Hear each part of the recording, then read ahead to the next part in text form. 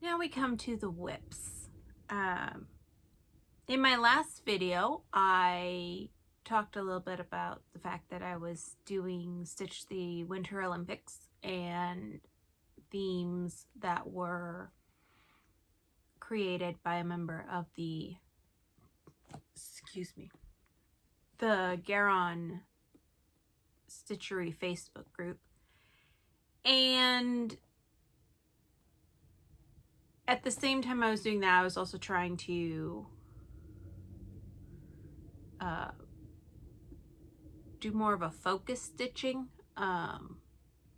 So trying to keep it to my whip go pieces, and or if those just absolutely didn't fit the prompt, pick something else and try to keep it to one or two more.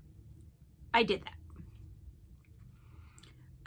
My primary focus piece for all of February has been Tropical Treasures by John Enright, charted by Hayde. And I wanted to get page 1 done. I basically have page 1 done. There's a few ninja stitches here and there, and I'm just going to call those good, and unless I get the color and get over to them, because they're close enough to the bottom that when I move down, I can go back up and catch them. So where I'm at now is there.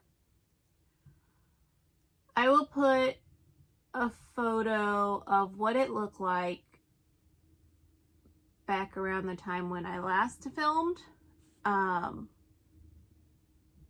As well, I'll start with where it was in January, at the end of January. Then I'll put a photo of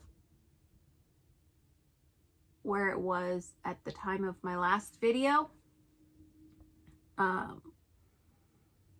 Because this has probably been 75 to 90% of my stitching. I'm almost sort of getting burnt out on it, but I'm also like super excited. Like, I think I can fit 2 more diagonals before I start running into this corner.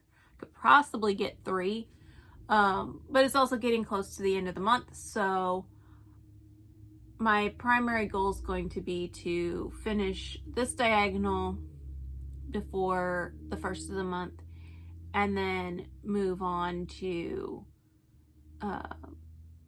this one as I get there.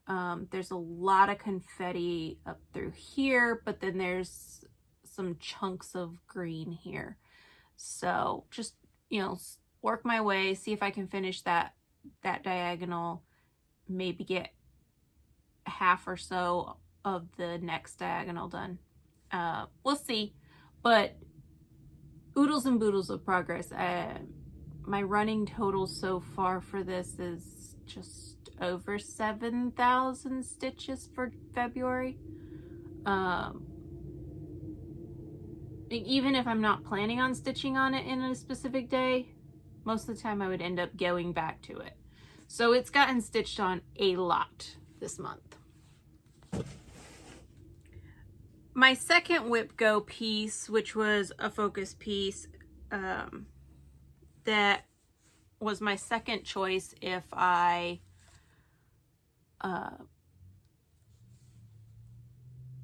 came to a prompt that didn't fit Tropical Treasures, was to work on this one, my winter sampler.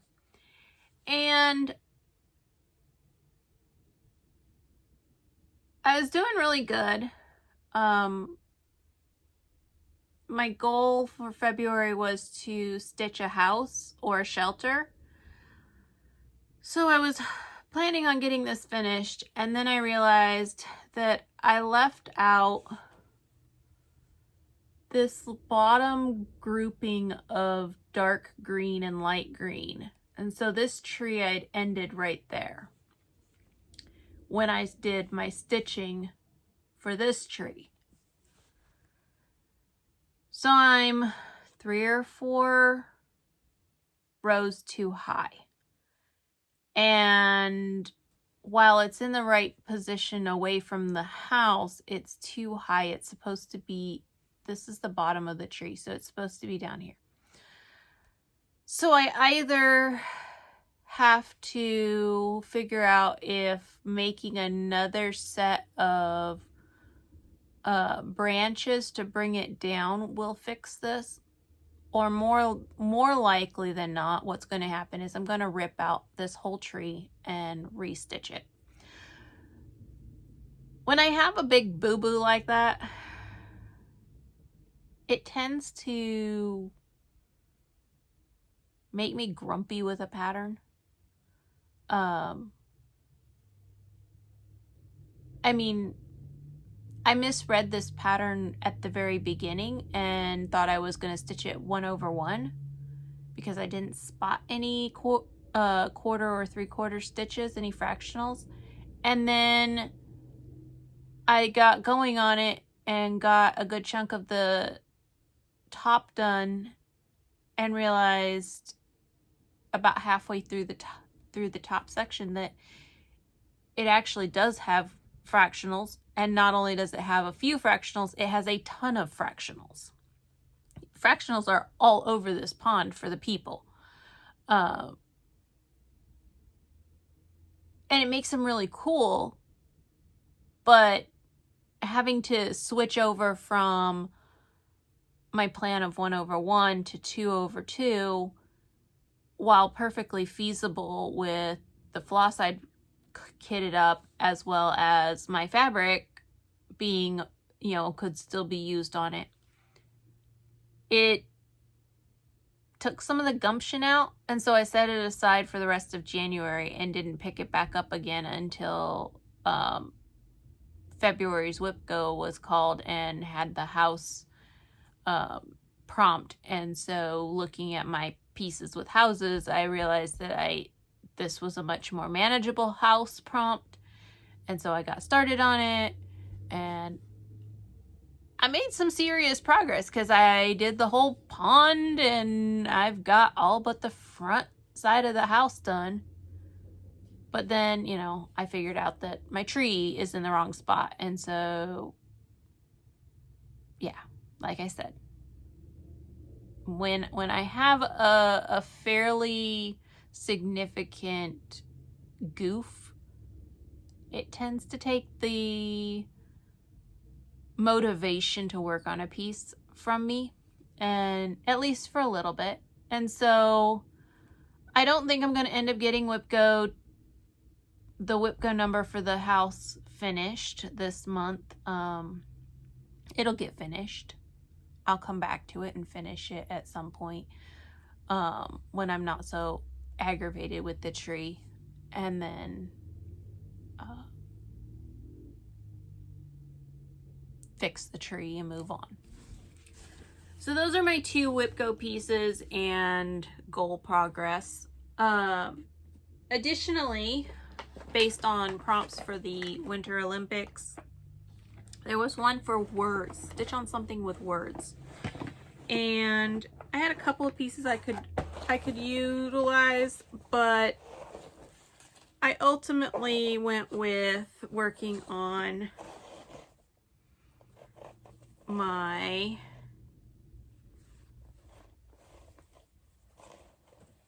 Shannon Christine Designs Christmas Club 2020 pieces.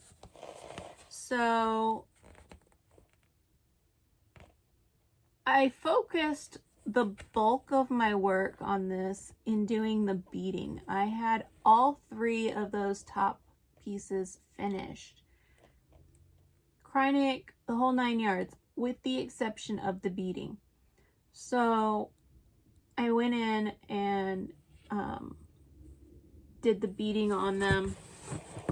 And then I just had some of the stars or snowflakes and then a little bit of the pink ribbon at the bottom done on this one. and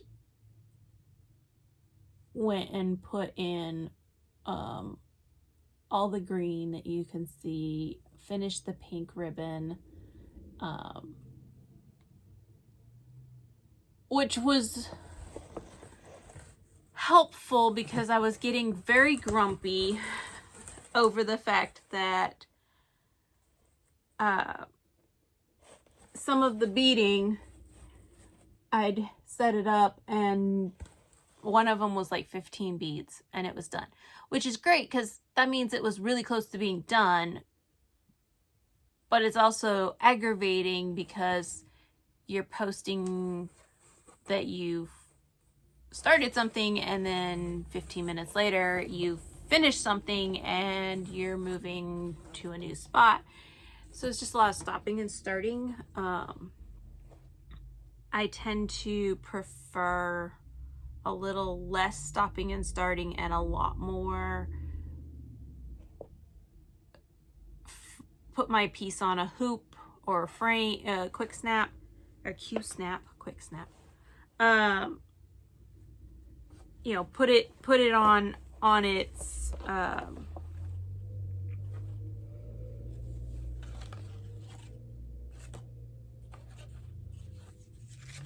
tension holder and then proceed to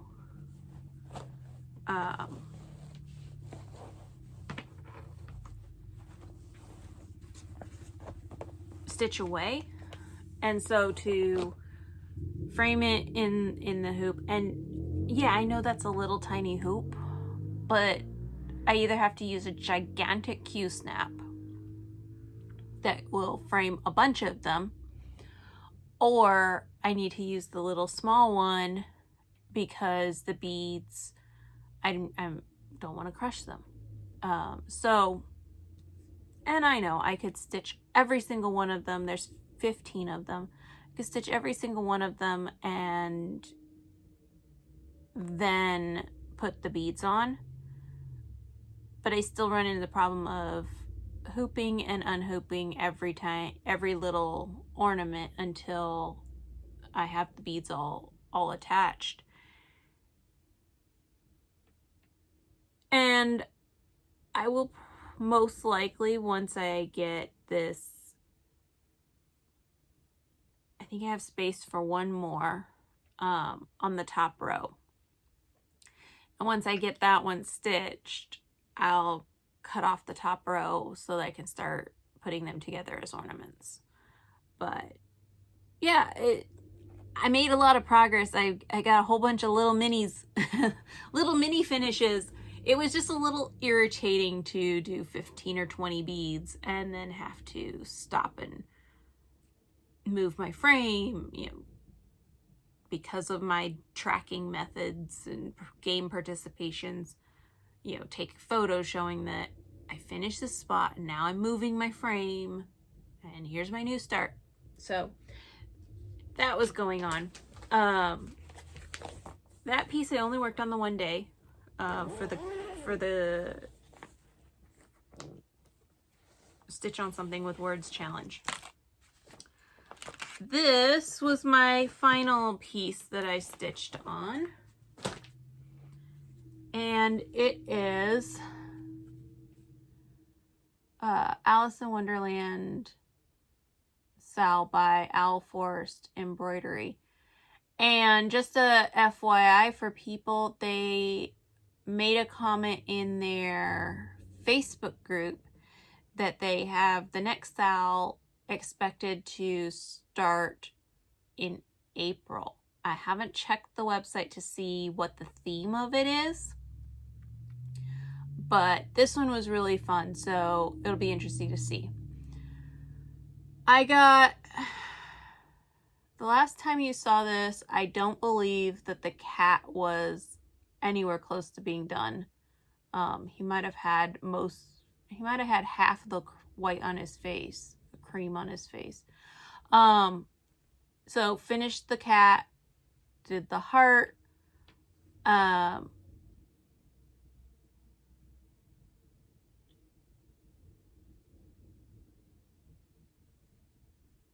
then did the house.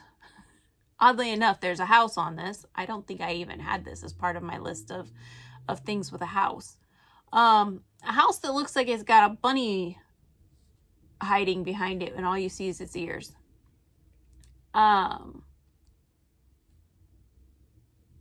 This whole border, this border, and basically what is left of part 14, which is the house section, is this bush gets a bunch of roses or flowers of some kind. And then there's like 8 or 9 stitches on the end of this little border that I ran out of the strand of floss that I was using. Even plain chicken wouldn't have finished it. And so I've got like a couple more stitches in this color, the red that goes here, and then part 14 is done. Part 15 goes here. And that's the top up there. So we got part 15. Part 15 may go all the way up here. 16, 17, 18, and 19. So 5 more parts before she's finished.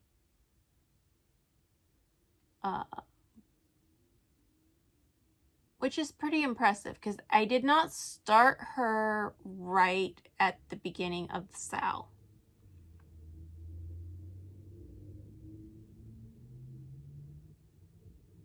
It was a couple of months after the sal started that I finally got around. Like, I'd kitted everything up, but I finally got around to starting it. And I got all the way caught up with it around part 10. I focused on it for a bit and finished all the released parts around part 10. And then I didn't touch it for several months. In fact, by the time I did come back to it, it was, the final part was dropping. Stitch those parts. So yeah, I've got 5. This is the far edge. I've got 5 more parts, including the queen, and her flamingo croquet mallets. And so yeah, I think this will be finished. I'm not going to promise it's going to be finished in March or even April. In fact, I may take a break from it and focus on Poltergeist Pirates or another one. We'll see. We'll see how March goes. Okay, so non-cross-stitch related projects. My current big project that I am working on, big being relative, it's proving to be slightly time consuming, primarily because I'm being very methodical about it.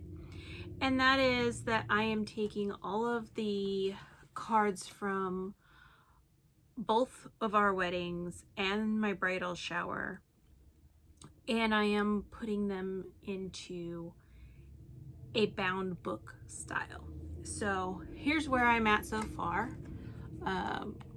This is the beginning of the book, and right now I have all the cards punched with the holes for stitching, and I'm in the process of sewing them onto the canvas that will then get glued into the cover. So basically what's taking time is that as I go through the cards, you know, each batch of cards, which I kept bundled together into the event that they were for, I then sorted into the order that I want them in the book, either by the cover being a nice segue. So, you know, this one helps make it clear that this section is about a bridal shower. And then this card, which is from the first wedding, helps transition over to the first wedding. However, the next card in this pile was from my grandmother, and she included in with her card, it looks like a piece of paper, and it is a piece of paper, but what it is it's a picture of the quilt that she was finishing with her handwritten note around it, talking about the gift and when she was planning on sending it, or thought it would be finished to send. And so I didn't want to lose this piece of paper, but it's so, as a piece of paper, it's fine enough and delicate enough that sewing it and putting it to the rigors of being flipped through made it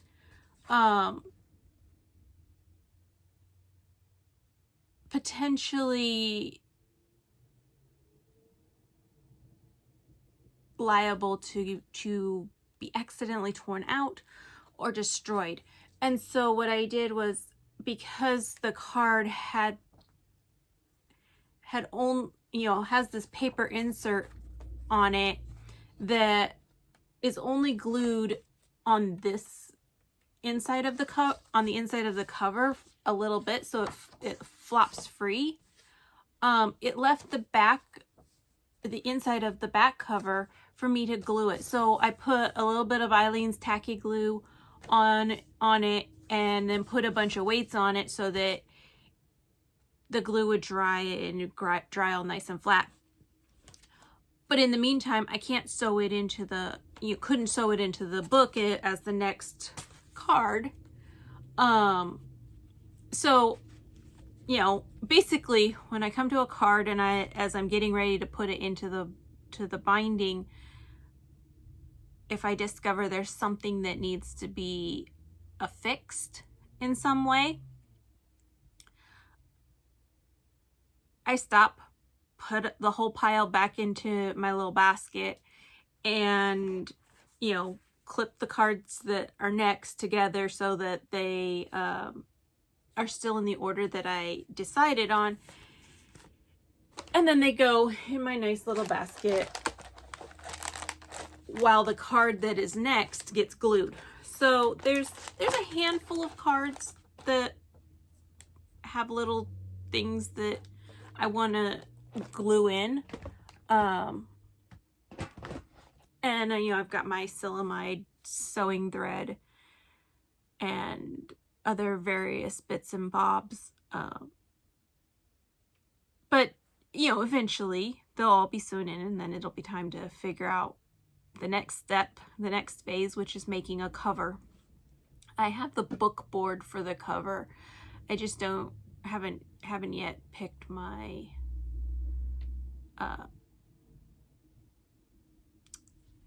the papers or fabric. I haven't decided which way I'm gonna go for the outside to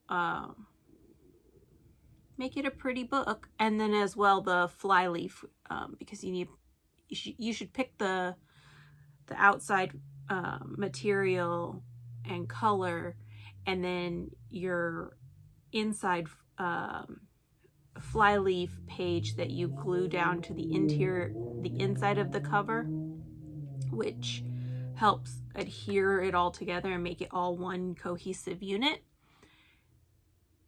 Should coordinate, you know, that's just cardstock, but the coloring should coordinate with your cover to make it less jarring. So I've got, you know, it's a reasonably easy project. It's just taking forever because I stitch, you know, I did this phase and then I did the next phase, and you know, now I'm on the stitching phase, and you know, every time I reach something that needs, excuse me, needs to be glued, I proceed to put everything away, go glue that piece and let it set for overnight. And sometimes I don't get back to it the next day.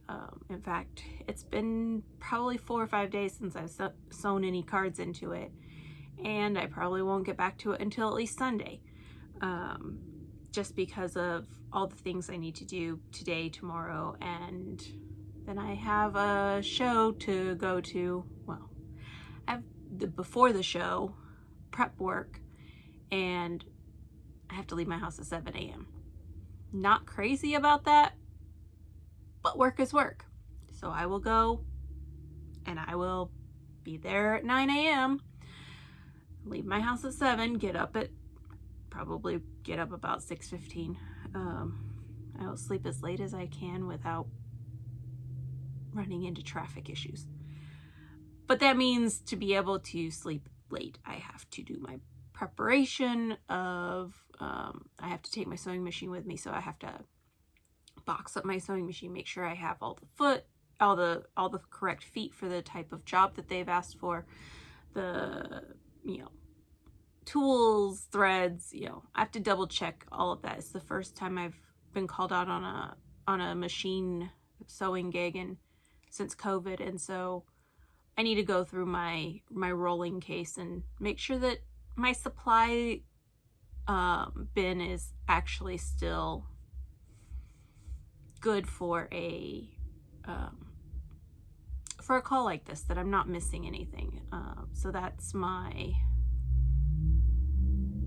tonight, Thursday evening, and then Friday after work task. So that's my non-cross-stitching project, that one of them that I'm working on.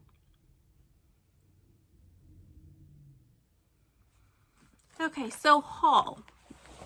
We have a handful of things. Most of my haul was actually things that I've ordered a while ago. So I've been getting kits, mystery boxes, theme boxes from Forbidden Fiber Company. I did a unboxing for their last one, which was Valentine's at Downton Abbey. This is a mini one, and it was called Magnolia.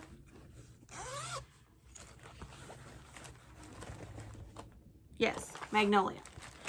So I was curious what a mini mystery box would be like. And so you got the little zipper pouch that has the flower on one corner. And then inside we have a needle minder with their customary button on the magnet. I really enjoy it when the back magnets come with something attached to them.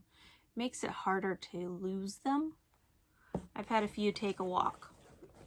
So we have the needle minder, a pair of scissors, because one can never have too few scissors. Or rather, one can never have too many. And then you told them what type of fabric that you wanted. And in my case, I picked the 32 count Belfast linen. This is their color Winter Sparrow, and it says it's 1/9 of a yard. I'm not sure how 1/9 yard is cut, but I've also heard of 1/3 yard, so it could be true.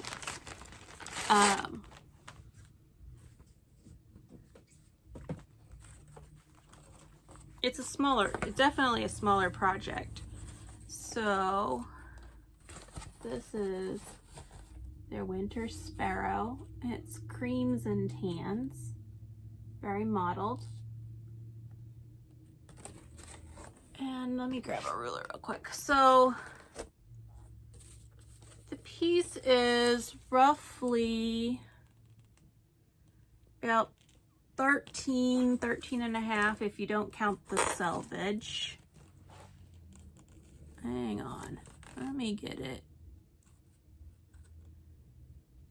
So about 13 and a half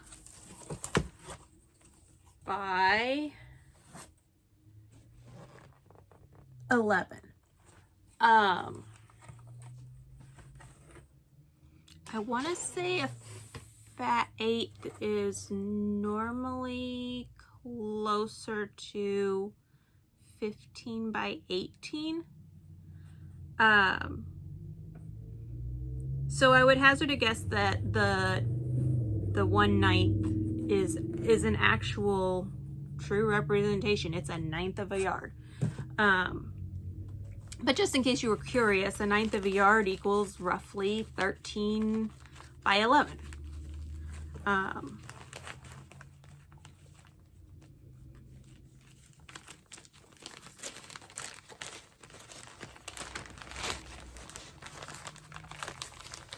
And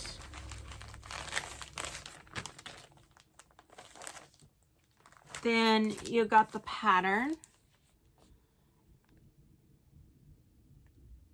And this is, excuse me, by Leanne Ross at Forbidden Fiber Company. It's 131 wide by 107 tall. And it uses 6 colors of floss. Their own over dyes, or they do have DMC conversions. And then it came with the floss. So fairly simple little kit. Pattern, fabric, scissors, and needle minder. So we have Masquerade, which is more of an olive green than showing. Let's see if it'll pick up better on the... my lights are not positioned very good today. That's not showing up so well. Then they've got Blush and Bashful, which is a variegated pinks. Pearl, which is a very pinky ecru. So could be a good skin, super fair skin tone. I mean, it really is kind of matching my fingers there. Rose Hip, which is a darker pink. Bark, which is a chocolate coffee color, not even coffee, chocolate mocha color. And then they have Chalkboard, which is a brownish grayish color. And those are the 6 colors for the pattern.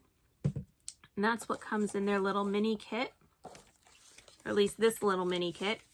To my knowledge, they are sold out, but I know with Incomparable, the Bridgerton kit, that I want to say about 4 to 6 months later, the flosses as well as the pattern were available on their website, and the fabric also, I believe. You didn't get all the little extras, but if it was a case of, at the time you weren't sure, and then you saw the pattern and you liked it, at the very least, drop them a line. They may be able to tell you if they plan to release it again. Speaking of Forbidden Fiber Company, I'm not going to do it on this one, but I will film an unboxing. This is their next box, which is Stitch and Sip. I'm assuming that it feels kind of heavy. So I'm assuming there's a mug in there, because what are you going to sip out of for a theme like that? So there will be an unboxing posted shortly after this video as well with that. Then I have been really contemplating. I love the NASA like nebulae images. I find those images soothing and also rather miraculous. And even doing the mini version of like the Orion Nebula on Heaven and Earth Designs, or the mini Magellanic Cloud, they're still big pieces, and I have several Hades already on the go, and I'm going, okay, if I'm ever going to have them up on my wall, plus the photos to me feel sparkly. Like, you know, you've got all these micro blips of color that are just exploding across the sky. And so I got to thinking about it one day, and I'm like, I wonder if they have a diamond painting kit for that. And Heaven and Earth Design has done a diamond painting canvas for Mini Magellanic Cloud, and you can custom order the canvas from them for their other mini designs. So I was looking at the two, and I'm like, I really like Orion Nebulae a little better than it's more colorful, it's got a wider variety of colors than Magellanic Cloud. At least to me, it looks like it has more colors in it. So I was like looking into what the process was, what materials you need, and all of that, and I found a source for the diamonds, and you know I can get the canvas from Heaven and Earth. And I'm like, okay, it's still a big commitment, and before I commit to this, I should probably try a small diamond painting just to make sure that I actually like the effect and the process, because I am, as a stitcher, I'm a process stitcher. Even as a sewer, a garment maker, I enjoy the process and the troubleshooting almost more than having the finished design. Because it gets my brain working, it keeps my brain working. You know, that troubleshooting aspect and problem solving aspect of crafting, you know, to get to either a better version of the vision you had in your head, or even just completing the vision you had in your head. So I did some looking around, digging. I didn't want to spend a ton of money on something that is me testing out a new craft. I didn't want to have to buy tons and tons of supplies that may never get used again. So I was looking kind of for a kit, and what I ended up with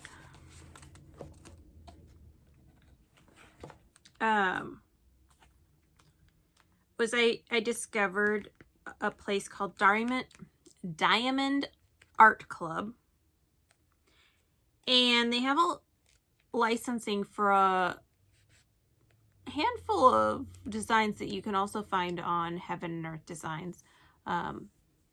They have a Facebook group, could go and ask questions, look at other people's questions and comments. And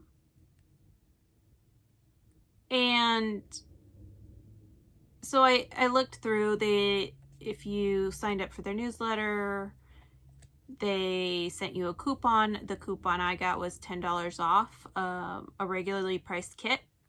And so I was looking through, I wanted something that was fairly small just because I'm just testing it, trying it out.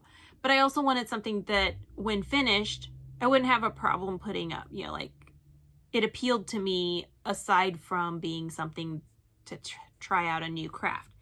So what I ended up getting is called Aura Owl.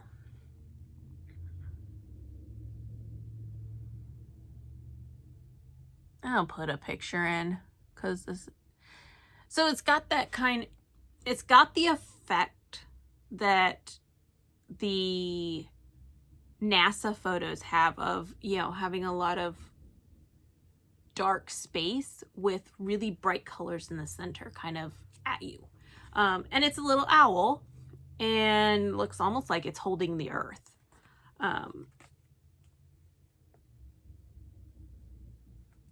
It's not the same. This kit is round diamonds, not square like you need to use with a HAID or a blank canvas. So their kit comes with a little sticker showing you the project that you've bought. They've got all the little tools that you need, including a pencil grip for gripping the pen. All the little tools that you need to complete the project, little bags to store your diamonds once you open the pack.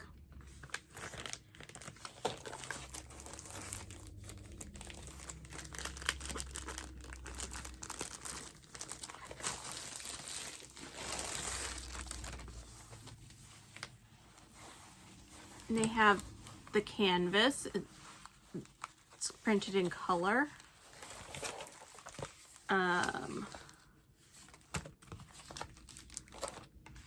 I have a bigger picture, so, you know, sticker set of the color code along with a larger picture and all the information you would need to keep track of the project. So this would be a great piece, a great thing to put, say, on the back of your piece once you finished it or fully finished it. You could, you know, put your name for posterity's sake. And then it comes with all the diamonds in here. So that's my new little project. It's not little. It's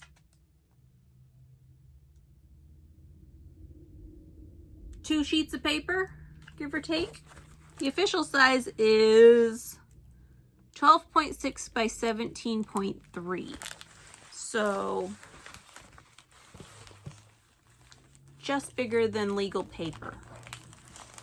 You know, the really big paper that's like twice, 2 pages of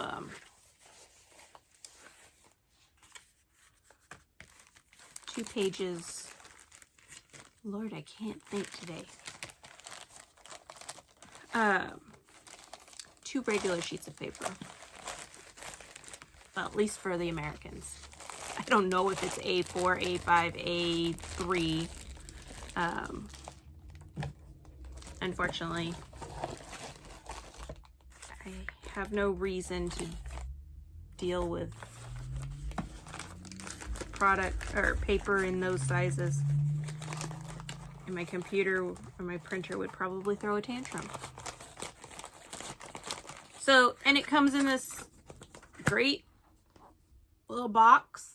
So the whole kit, something for me to try out with the 10% off, even with shipping and tax still being charged, or not 10%, $10 off.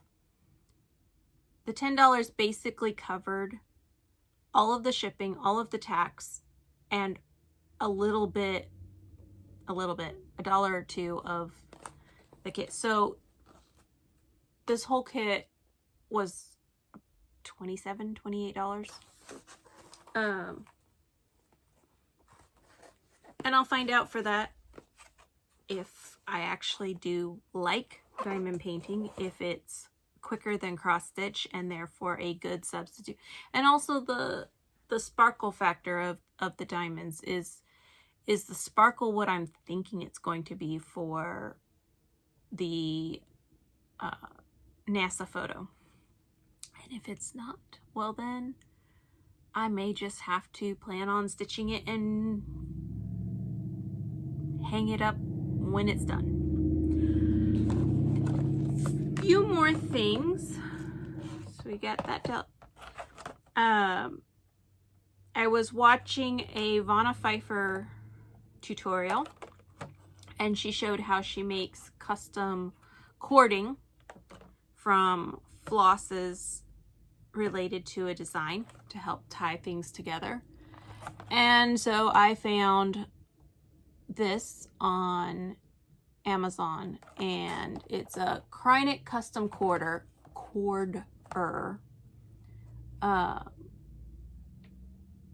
And so once I determine that there's a piece I want to take the floss and make into a custom cording, then I have this on hand to be able to do some finishing work. Last but not least, on my cross stitch related purchases, I decided that the one club that I would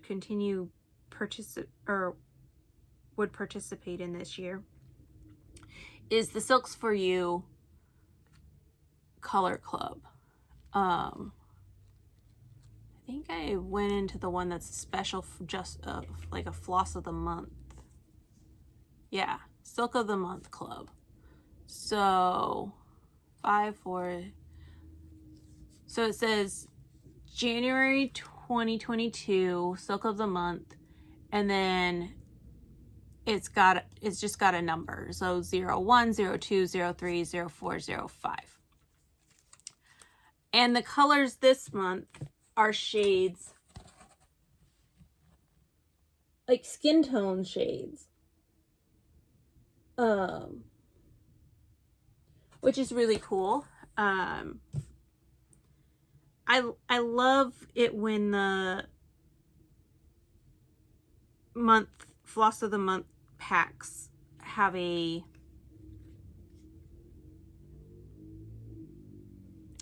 coordination to them.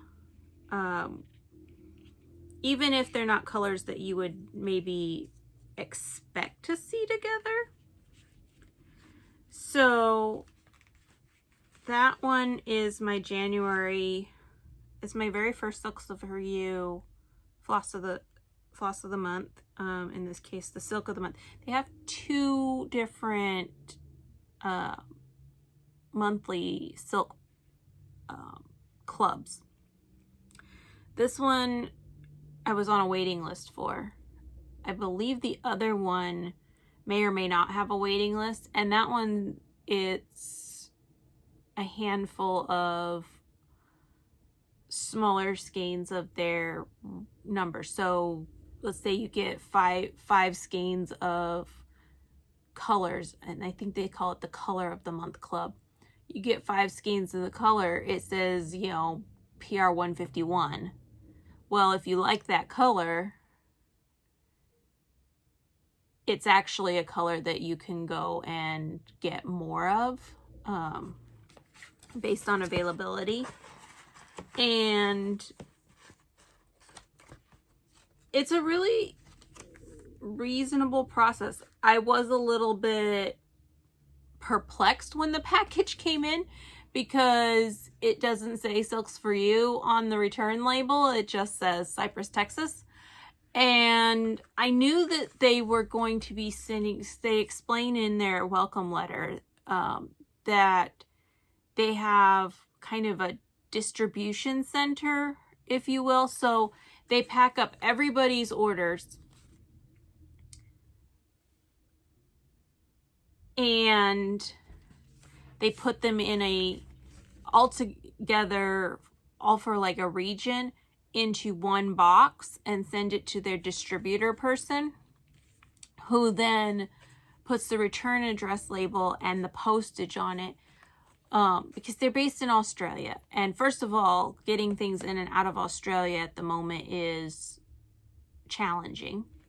In is worse than out, I think. But second, this isn't a very, it's a little cardboard envelope with a couple ounces. This is less than a pound. It might not even be half a pound. And I'd say half of that is the envelope. So international mailing for this would be $5 or $6. Easy.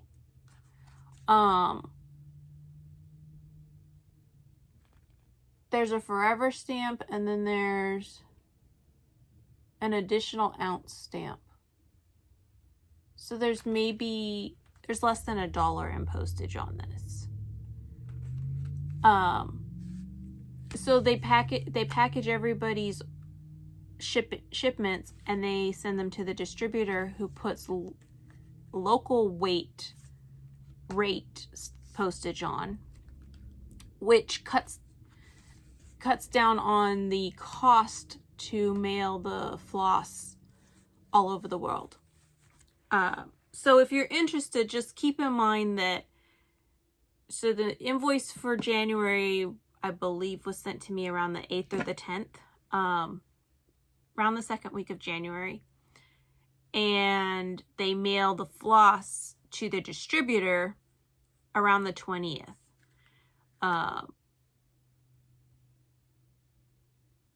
20th, 25th, something like that. Then it has to travel to the distributor, who puts stamps on it. So this January was closer to the end of February for me. I got it, today's the 24th, and I got it around the 20th. Didn't get it Monday because that was a holiday. Either got it Tuesday or I got it last Friday. Which is actually pretty fast because it's postmarked the 15th. So, takes 3 weeks to probably get to its location, its distributor, and then they've got to do their task of return address labels and stamps and drop them all off at the post office to be delivered. So that's my haul.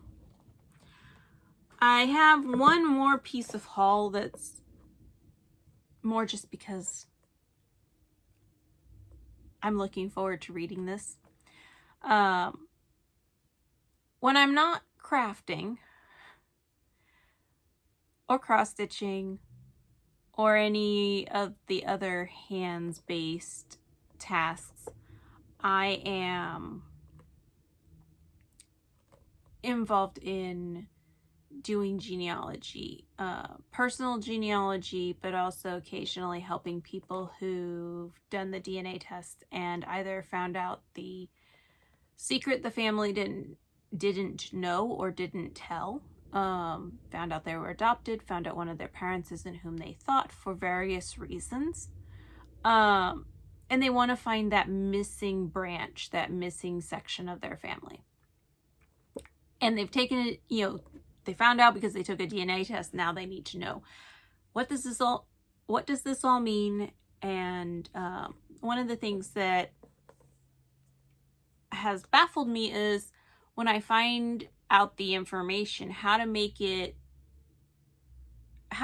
my research, what the documents and things that I've found, more visually appealing, both for my own personal research, but also to anybody I'm helping, something that that's tangible, that they can actually look at and understand without needing an explanation. Because so much of what gets done requires explanations. And I'd found this lady who did a lot of blank master pages with various themes. And then fairly recently, somebody posted, hey, have you seen her book on how to use those pages that she's created and developed? And so I got the book, and now I have to look through it and start using it to help me figure out how to put the various information that I have found and compile it into something that actually is appealing and informative for the non-researching person. And so, yes, I am looking forward to reading this and putting it into action. Genealogy, I've kind of fallen away from it because it requires a lot of computer work, and I do a lot of computer work at work. Whereas before COVID, it was the thing that I enjoyed doing because I was not on the computer all that often for work. It's kind of a reversal of situations, because I was always in the theater. I was very rarely on a computer.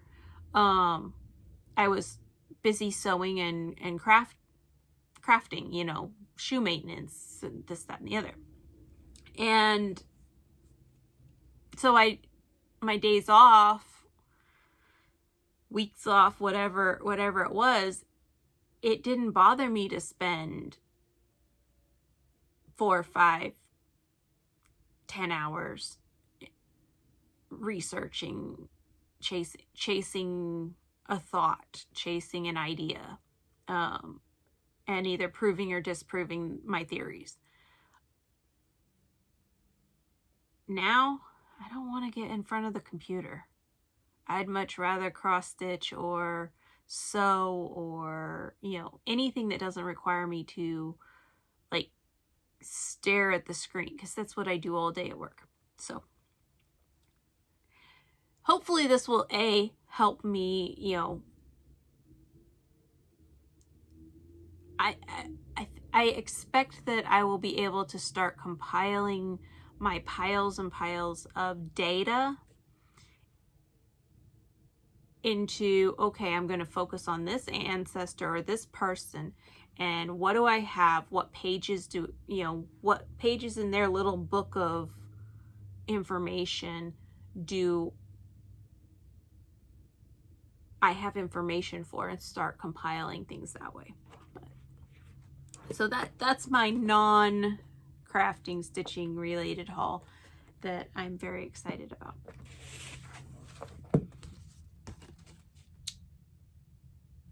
And then we have just a reminder that information will need to be put on episode 10, because that's where I will be going to use the comment picker. But I bought 2 of these, and so I'm giving one away. It's the Stitching Generations Together pattern by Twin Peak Primitives.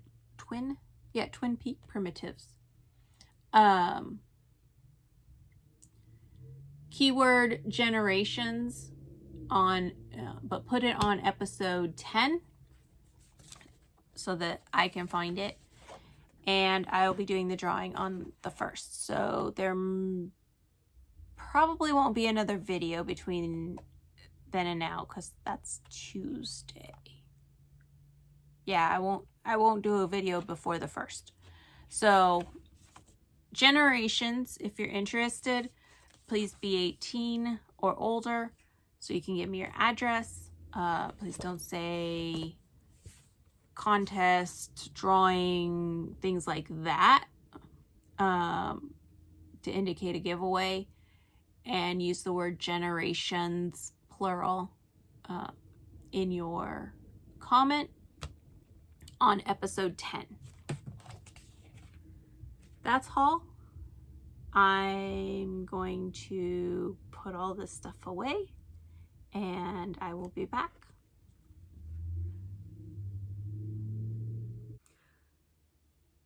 Okay, wrap up. I'll try to make this very, very quick because I've rambled in other spots, which hopefully I'm able to edit and make a little less rambly. I hope this works out, considering I filmed it all out of sequence.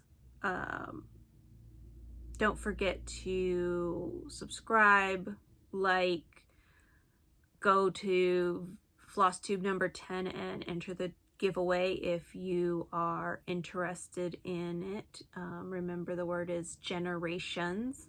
I'll write it below. And I don't think I said this when I showed the chart, but I'll ship it anywhere. So if you're not in the US, that's fine. If you'd like the chart, go ahead and enter. I will do the drawing on March 1st, and I will see you early in March.